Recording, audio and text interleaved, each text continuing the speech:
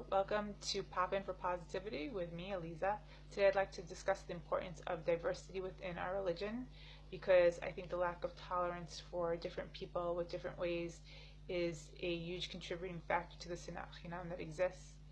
And I'd like to start by looking in the Torah at Avram Avinu, the father of monotheism, a very dynamic man who brought the realization of the one true God into the world. He made a lot of converts, he did a lot of chesed, and God made a covenant with him that the Jewish people would come through him. However, as we know, he had two children. He had Yishmael, who we're not from, but we all come from the line of Yitzchak, who was also a great man, more secluded, spent his days learning and prayer to God and getting close to God. And that was great, and God loved him. His forefather was wonderful, but it didn't stop there. That wasn't what it was all about.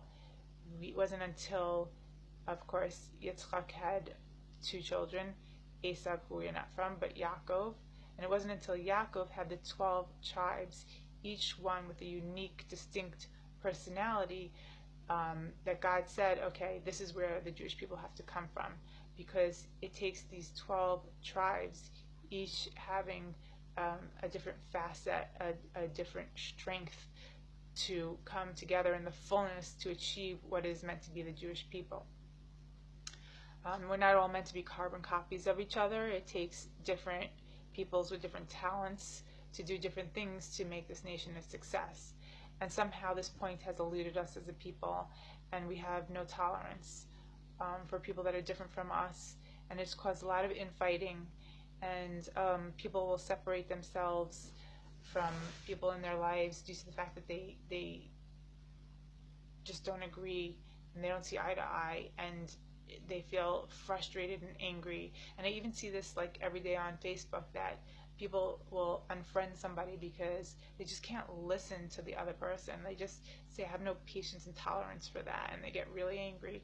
And this is very unfortunate, because first of all, I mean, I think you need to hear out other people and expand your own mind, but I'm not saying that you have to be so open-minded that your brains fall out. Okay, you can stand by your ethics, you can stand by your morals, and you can listen respectfully to someone else and make your point in a cogent manner.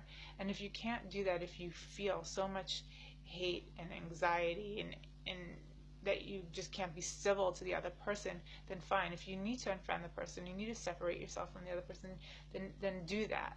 But I don't think that that should be a permanent solution. I think that should be only temporary until you can, take the time to introspect and work on yourself and say, why do I feel so threatened by the other person? Why am I so insecure? Is there something that I can't express? Is there something that I'm not sure about? And work on yourself and try and understand where those insecurities or where that anger is coming from, because usually the anger is coming from inside you. It's not the other person.